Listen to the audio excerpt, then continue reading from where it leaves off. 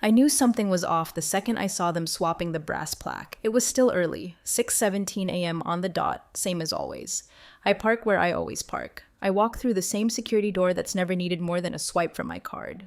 But this time, red light, access denied. And just 10 feet inside the glass, I see Jason from facilities unscrewing the plaque off my door. My name, my title, gone. And standing behind him, Justine, the CEO's niece, wearing one of those blazer and yoga pants combos that screams, "I watched one TED Talk and now I run things."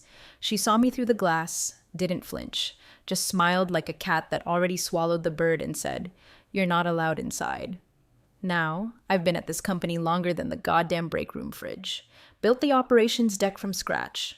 I've worked 18-hour days to pull vendor audits through budget blackouts, cleaned up after 2 CFOs, and rewrote the procurement pipeline after their cloud-first initiative almost got us sued. You think I'm gonna raise hell because some nepotism Barbie wants my ergonomic chair?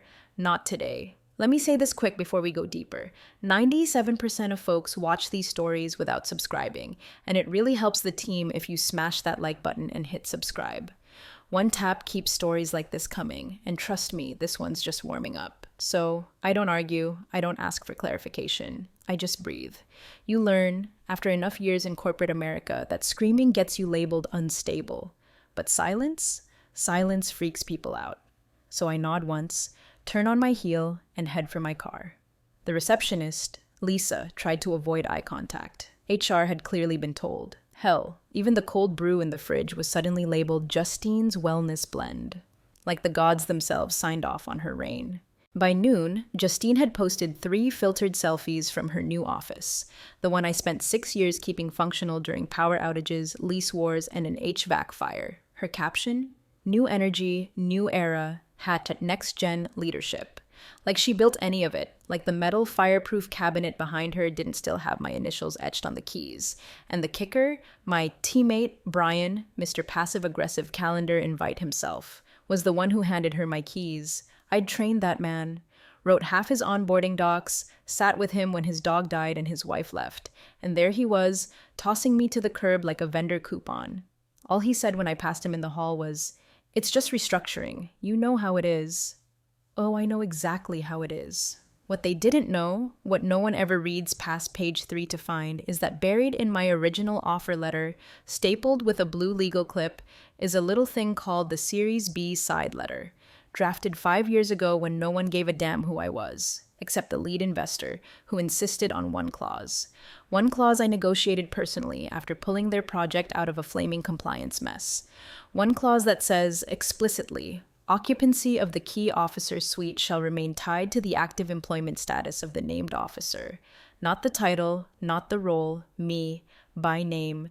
Me sitting in that office was part of the deal. Remove me, you void continuity. Void continuity, you breach the funding terms. And funding breaches, they snap like mousetraps. So I drove home.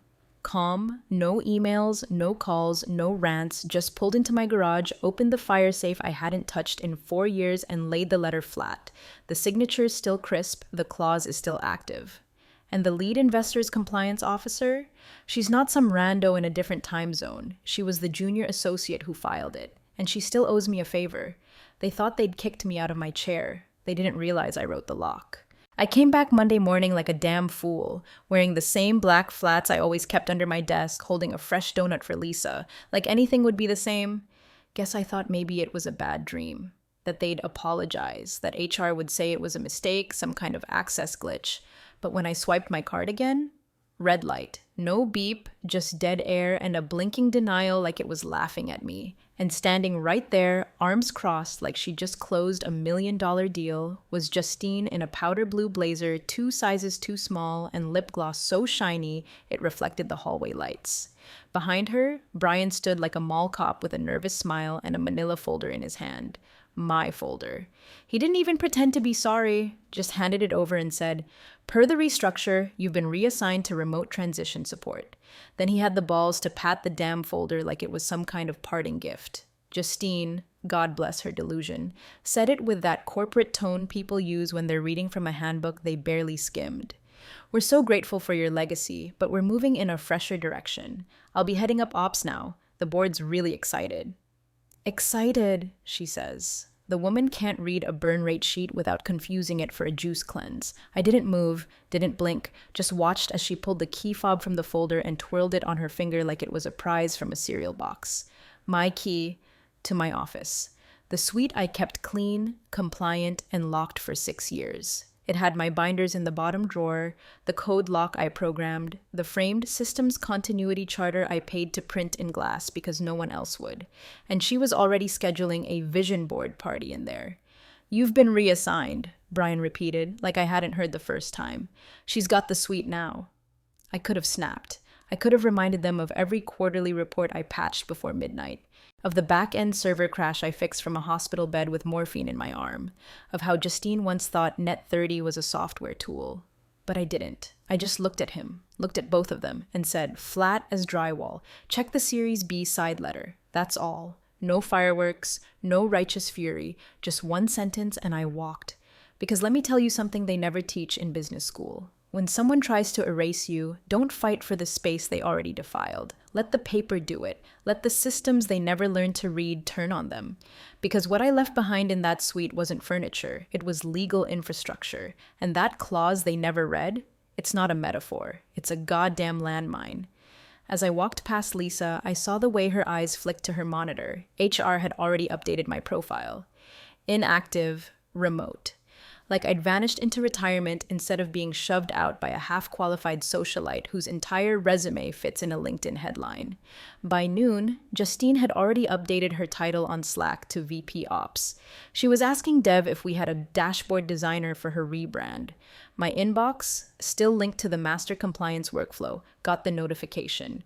I didn't delete it, I screenshotted it. Because every time someone like Justine thinks a desk gives them power, they forget what built the damn desk, what keeps it upright, and what happens when the wrong hands sit there without permission. They handed her keys. They should have checked who owned the door. The funny thing about being erased is how quickly they think it sticks. One moment you're managing 12 vendor chains and a $4 million rollout schedule, and the next your calendar invites just stop showing up. HR never called. Not once. No exit interview, no severance discussion. Just a passive email with a subject line that read, Transition of Responsibilities. My inbox? Forwarded to Justine, like a lamp or a fern. She didn't waste a second. Within hours, she'd posted a photo from behind my old desk, fake working on an iPad that wasn't even turned on, with the caption, excited to usher in a new era of innovation and agility. # next gen leadership, # women in ops, had blessed. The irony would have been funny if it didn't make me want to set fire to the Ethernet switch. The whiteboard behind her still had my process map from Q2. She just added a heart next to it and called it vision alignment. Emails started trickling to my personal account, some concerned, some cowardly. A few from people I'd worked with for years saying things like, so sorry to hear, didn't see it coming, and let me know if I can help, but only if you're not suing.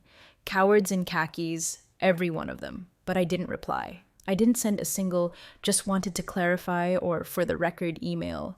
I didn't try to salvage my dignity with LinkedIn posts about new chapters. I went silent. Completely. Because people like Justine, they only watch what makes noise. They don't notice the air getting cold before a storm. Meanwhile, she started using my title in meetings. Head of Ops. Just slapped it on her Zoom screen like it was a name tag at a speed dating event. She started giving direction to the warehouse lead in Wichita, who replied, "Who the hell is this?"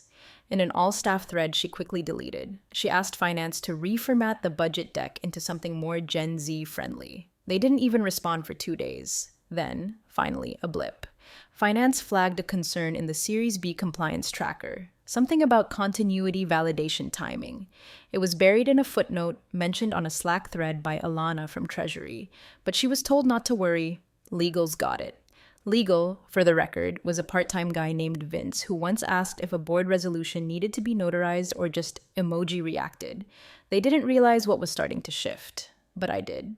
That night, I drove to the credit union where I kept a deposit box no one knew existed. Box 1147, under my maiden name.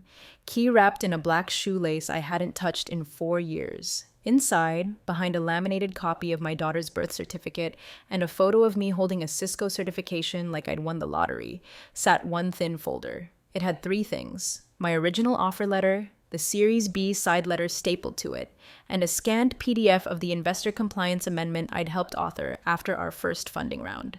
I flipped through it slowly, making sure nothing had faded. There it was. Page 2, paragraph 4. Any physical occupancy of the designated key officer suite by an individual other than the named officer shall constitute breach of continuity under Series B Covenant 6D, triggering immediate review of capital disbursement conditions. It wasn't vague. It wasn't a metaphor. It was contractual concrete. And the best part? The compliance officer who signed off on it? Olivia Griggs, now a partner at Densmore Capital, the lead investor on our Series B, and the woman who once sent me a bottle of scotch with a note that said, "Without you, this deal would have caught fire and burned." They handed my keys to Justine. I was about to hand the board a fuse. Thursday morning, they threw themselves a goddamn transition brunch. Croissants, mimosas, even little printed napkins that said SHE-EO Energy in gold script. HR brought balloons. Someone ordered a fruit tray so aggressively color-coordinated it looked like it had a marketing budget. Justine stood at my window, the one I fought to have tinted after the summer glare fried our server rack, posing with her fake laugh smile while the CEO gave a pathetic little speech about bold new vision and operational elegance. He clinked his glass to announce the next generation of leadership, like he wasn't toasting a bonfire stacked with his own financial stability. I knew exactly what he was doing. He was showing the investors that Justine wasn't a placeholder. She was being positioned. Positioned like a pawn dressed as a queen on a board he didn't even understand anymore. Across town, in a climate-controlled records room 3 floors below Densmore Capital's marble lobby, a legal intern named Kyle was opening envelopes. One in particular, no label, no return address, just the words, Continuity Clause, Series B in block letters, was odd enough to get flagged. Inside was a copy of my offer letter, the side letter stapled to it, and a brief cover sheet. Clause 6D, Material Breach Notification, Urgent Review Requested. Kyle, hungover and irritated, almost passed it off as spam, but the signature at the bottom of the side letter caught his eye. Olivia Griggs. He didn't even remember she used to be in compliance. That before she wore $1,000 heels and terrified grown men in pitch decks, she drafted funding clauses in sweatpants and lived off cold brew and almonds. But Kyle did what good interns do when they get spooked. He scanned it all, OCR'd it, and flagged it high urgency internal.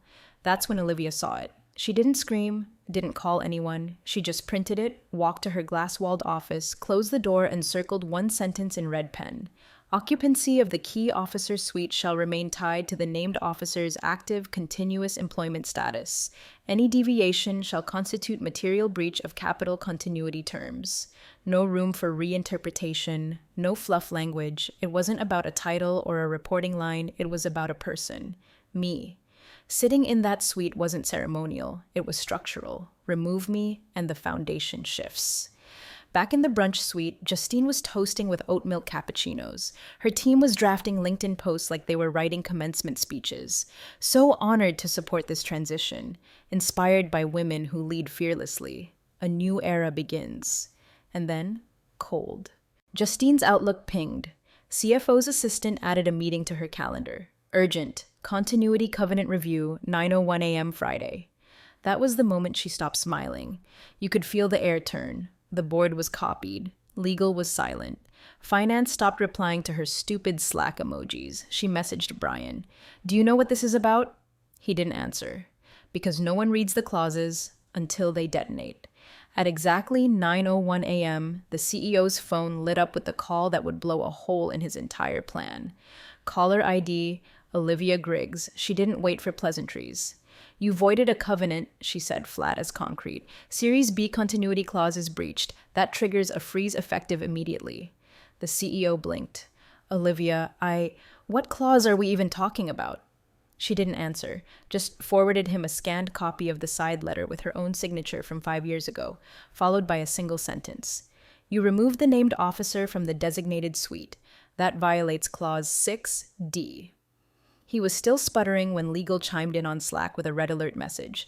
Emergency compliance review required, breach detected, funds hold engaged. Then came the dominoes. The finance lead called in from Denver, voice barely steady. Wire disbursement to Project 14B is locked. The The Series B capital isn't liquid. Investor dashboard flagged it as pending legal resolution. Pending? The CEO hissed. It's a misunderstanding. Justine's been onboarded. Everything's documented. But it wasn't. Not in the way it needed to be. And now the clock was running. Compliance demanded an emergency call. Legal scrambled to locate the original offer package. HR tried to pretend they'd followed a protocol, but the transition paperwork they filed didn't include a clause review because they'd filed it like it was a desk reassignment, not a contract rupture. Board members started asking questions, fast and loud. Was this a formal termination? Was she reassigned, or was her employment status changed? Did anyone check occupancy conditions tied to Series B? Justine tried to speak, tried to inject her operational clarity, but no one was listening to her anymore. Not even Brian, who was now conveniently offline. And then someone finally found it, buried deep in the document vault, uploaded under a generic label years ago. Continuity, Rider, Final, MH.PDF. Metadata showed it was uploaded by me, time-stamped, unedited, verified, inside, a clause written in plain English and reviewed by both the lead investor and their external counsel. Not abstract, not flexible, a rock dressed as a paragraph. The suite itself, Key Officer Suite 3A, was named in the clause. The same suite Justine had redecorated with potted succulents and her leadership vibes only doormat. Occupancy, the clause said, was not symbolic. It was a contractual indicator of continuity tied to individual employment status. Any breach shall be deemed grounds for investor recourse, including, but not limited to, capital freeze, review, and withdrawal.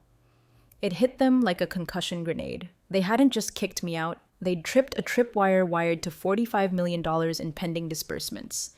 By 10:12 a.m., one of the bank's relationship managers emailed the CFO. We've been advised to pause all Series B-related activity pending clarification on internal role compliance. At 10:27, the term sheet dashboard flipped from active to flagged internal conflict. And by 10:45, the board was in full-blown panic mode. One director asked the question out loud that nobody wanted to hear. Did we just blow the round? Nobody answered. I was miles away, watching the whole thing unfold from my living room. Didn't call, didn't gloat, just poured another cup of coffee and opened my laptop. Because I'd written that clause not as a shield, but as a blade. And now they were cutting themselves on it. By 11:03 a.m., the doormat was gone.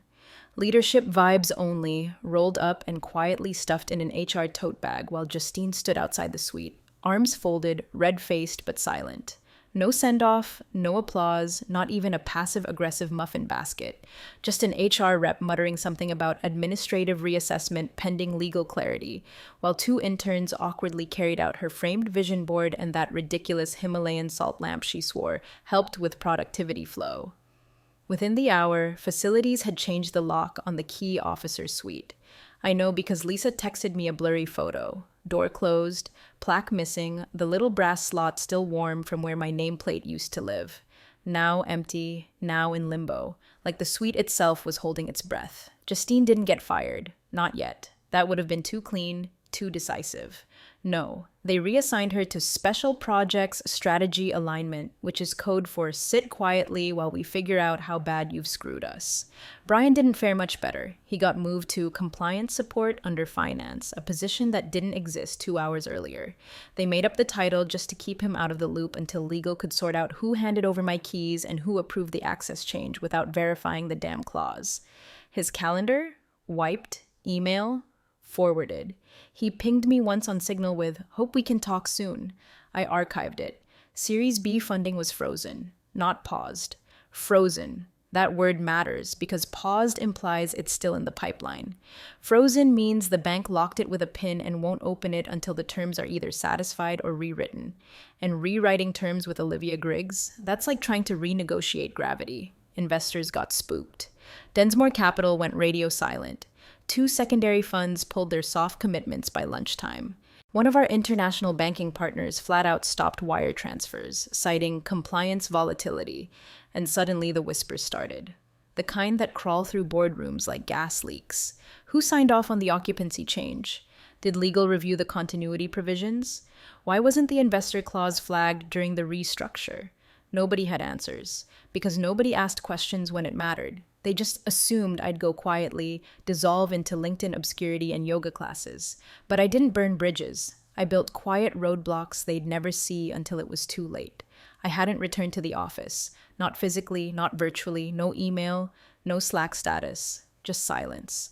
Which made it worse because in the absence of my voice, they were left with only one thing: paperwork, the documents they didn't read, the metadata they didn't check, the clause they never understood. Investors started demanding minutes from the board meeting where my reassignment was discussed. Problem was, there wasn't one. There was no vote, no resolution, no legal memo confirming my employment status had changed. Just a key handed off like a janitor's badge by a man who thought smiles would save him from contracts.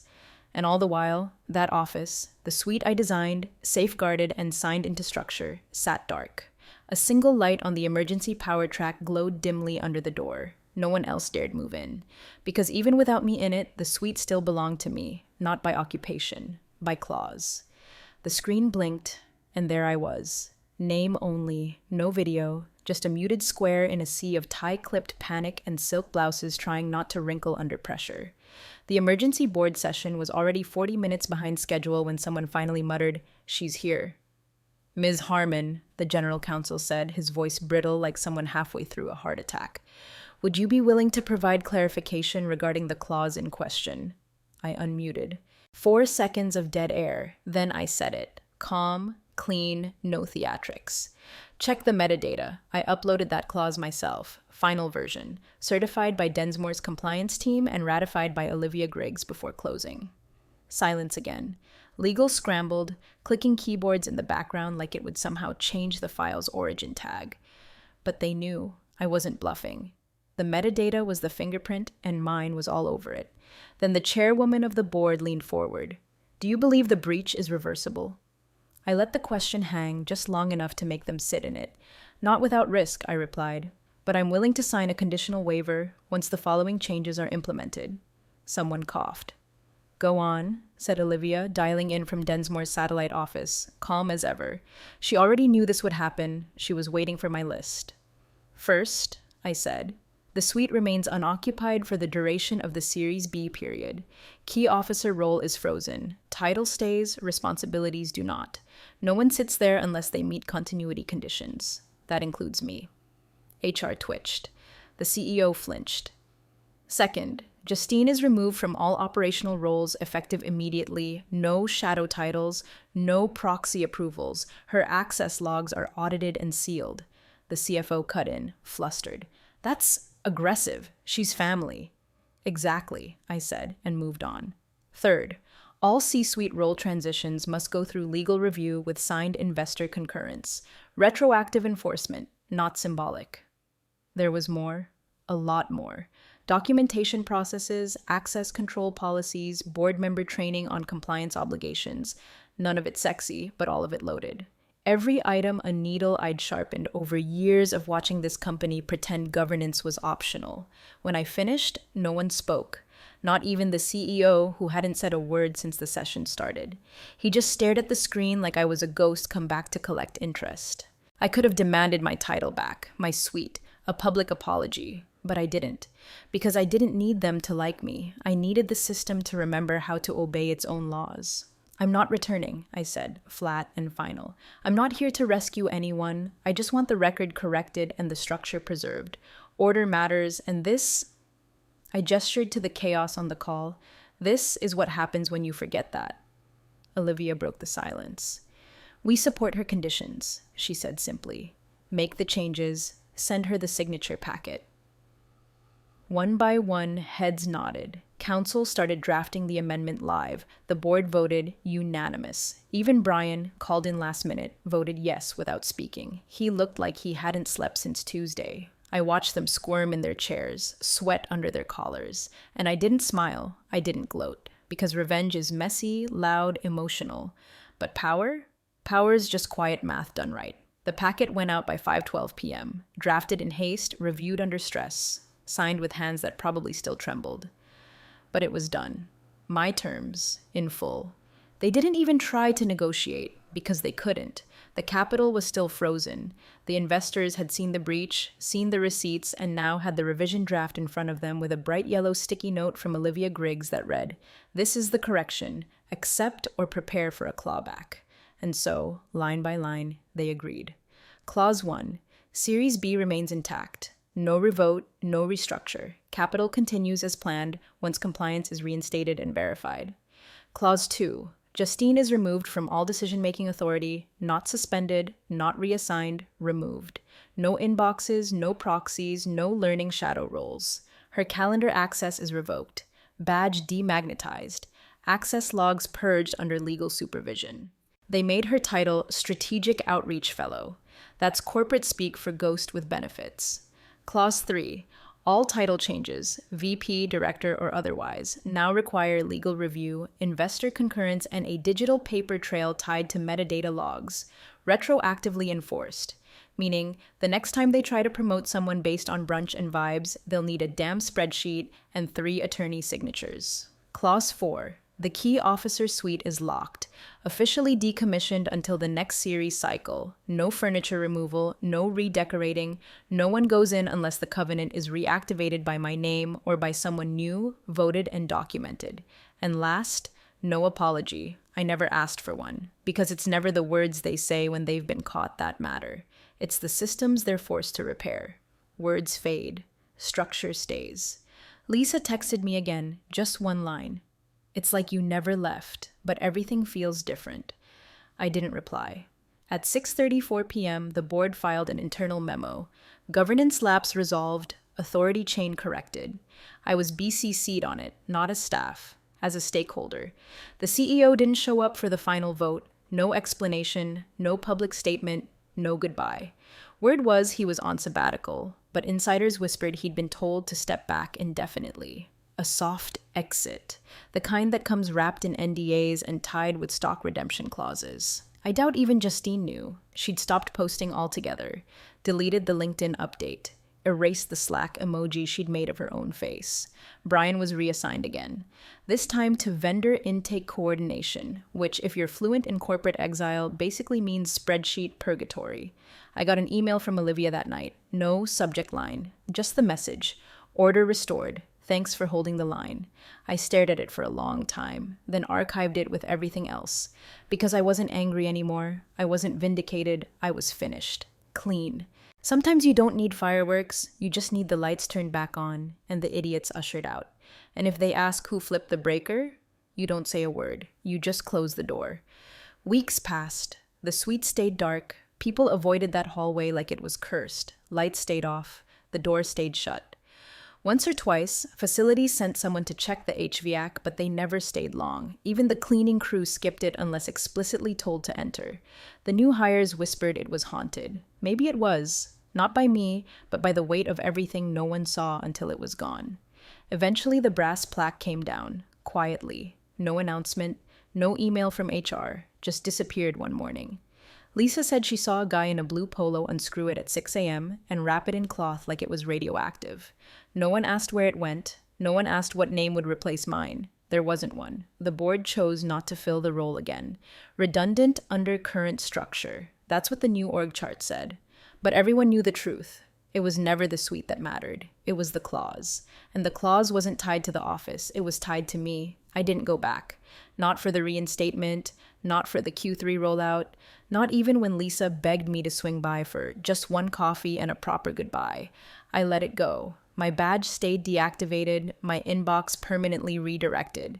I watched them rebuild, slower, quieter, more careful. The panic had faded into policy. Olivia made sure of it. She embedded clause validation into every new funding round. Nobody could ever make the same mistake again without tripping a red flag big enough to stop a wire transfer. A system corrected, not collapsed. Then one day, a small envelope showed up in my mailbox. No return address, but I knew the handwriting. Olivia still used a fountain pen. Like everything she wrote deserved permanence. Inside, a note. One line. One signature, one clause. One woman who knew what mattered. I read it twice, smiled, folded it neatly, and slid it behind the laminated copy of the clause in my home file. No fanfare, no press release. closure, not applause. Because at the end of it all, they still don't understand what they triggered. They still think it was about a room, a chair, a title. They thought the door mattered. I wrote the lock.